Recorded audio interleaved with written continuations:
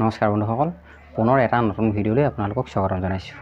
বন্ধুসকল, এইখন পৃথিৱীত কোনো কাৰো আপোন নহয়। সকলোৱে এই আপোন শব্দটোৰ নামত অভিনয় কৰে। বৰ্তমান এই পৃথিৱীখনত বন্ধুসকল কোনো নিস্বাৰ্থভাৱে আপোন হ'ব নোৱাৰে। কিন্তু বন্ধুসকল, স্বাৰ্থৰো কিছু ক্ষেত্ৰত এটা সীমা থাকে।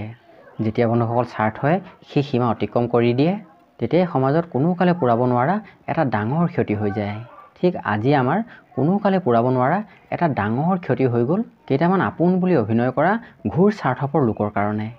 সেই স্বাৰ্থপৰ জ্ঞানশূন্য মানুহকেইটাৰ কাৰণে বন্ধুসকল আমাৰ কলিজাৰ স্পন্দন অসমবাসীৰ হিয়াৰ আমঠু জুবিন গাৰ্গক আমি হেৰুৱাই পেলালোঁ। কি ক'ম বন্ধুসকল, ক'বলৈ একো ভাষাই পোৱা নাই। ইমানেই জ্ঞানশূন্য, ইমানেই দায়িত্বহীন লোক আছিলনে সেই জুবিন গাৰ্গৰ লগত থকা লোককেইজন? জুবিন গাৰ্গক বন্ধুসকল সাগৰৰ তলিত বোলে আধা ঘণ্টা সময়ৰ পৰ্যন্ত বিচাৰি পোৱা নাছিল। সেই লগত যোৱা লোককেইটাই কি কৰিছিল? ইমান দায়িত্বহীন আছিলনে? সেইকেইটা জুবিন গাৰ্গক কিমান দূৰ সাঁতুৰি গৈছে, জুবিন গাৰ্গে বুৰে মাৰিছে নে সাঁতুৰিছেই, সেয়া সিহঁতে কিয় লক্ষ্য কৰা নাছিল? যদি তেওঁলোকে সেইকণেই লক্ষ্য কৰিব নোৱাৰে, তেনেহ'লে তেওঁলোক জুবিন গাৰ্গৰ লগত কিয় গৈছিল? একদম সত্য কথা যে বন্ধুসকল, জুবিন গাৰ্গৰ লগত থকা মানুহকেইজনৰ কাৰণেই আমি জুবিন গাৰ্গক হেৰুৱাব লগা হ'ল। বন্ধুসকল, আমি আগতেই এটা কথা বহুতৰ মুখত শুনিছিলোঁ যে জুবিন গাৰ্গৰ লগত থকা মানুহখিনিৰ কাৰণেই জুবিন গাৰ্গ এদিন শেষ হৈ যাব। আৰু সেই কথাটোৱে বন্ধুসকল আজি সঁচা হৈ গ'ল। সেই লগৰকেইটাই জুবিন গাৰ্গক আজি শেষ কৰি দিলে।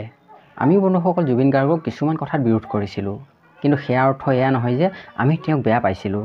আমি জুবিন গাৰ্গক বন্ধুসকল হৃদয়ৰ পৰা ভাল পাওঁ।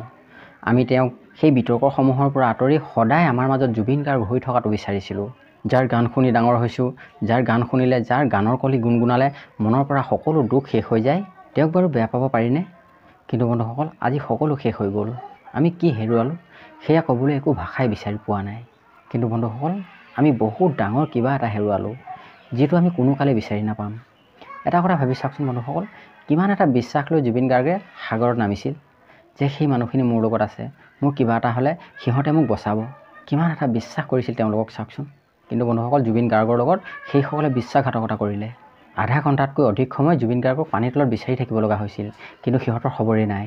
সেইকাৰণে বন্ধুসকল জীৱনত কাকো বেছি আপোন বুলি ভাবিব নালাগে। আপোন বুলি ভবা মানুহবিলাকেই জীৱনত বহুত ডাঙৰ দুখ আৰু বহুত ডাঙৰ ক্ষতি কৰি থৈ যায়। বন্ধুসকল আৰুনো কি ক'ম, ক'বলৈ একো ভাষাই নাই। শেষত আমাৰ হিয়াৰ আমঠু জুবিন গাৰ্গৰ আত্মাই চিৰ শান্তি লাভ কৰক, তাকেই কামনা কৰিছোঁ।